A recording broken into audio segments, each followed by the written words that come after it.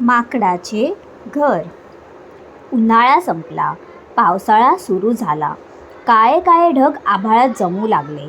वारा जोराने वाहू लागला. मुसळधार पाऊस सुरू झाला. पिंपळाच्या झाडावर एक माकड बसले होते. या मुसळधार पावसात ते पार भिजून गेले. गार वारा त्या माकडाच्या अंगाला झोंबू लागला.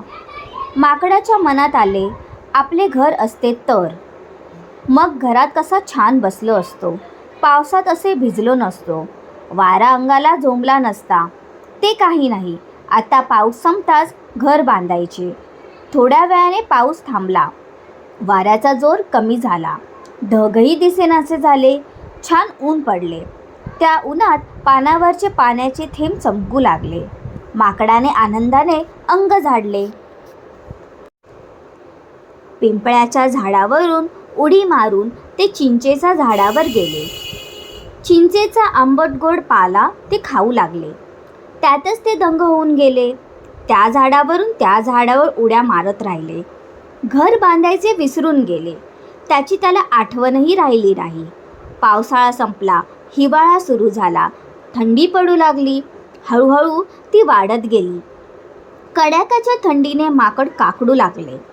माकडाच्या मनात आले, आपले घर असते तर.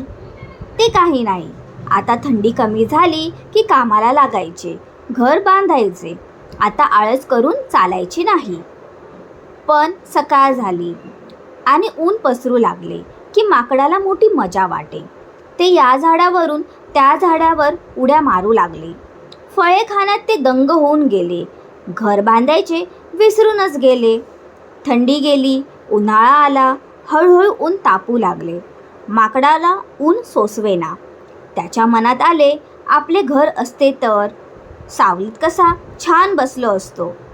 छे, ते काही नाही, आता ऊन कमी झाले की घर बांधायचेच. त्याने तसा निश्चय केला. पण आंब्याचा मोहर झडू लागला आणि कैऱ्या दिसू लागल्या. माकड या झाडावरून त्या झाडावर उड्या मारत राहिले.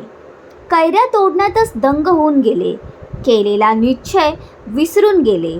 घर बांधायचं राहूनच गेले. उन्हाळा संपला. पावसाळा सुरू झाला. काळे काळे ढग आभाळात जमू लागले. वारा जोराने वाहू लागला. मुसळधार पाऊस सुरू झाला. माकड भिजू लागले. त्याच्या मनात आले, आपले घर असते तर. धन्यवाद.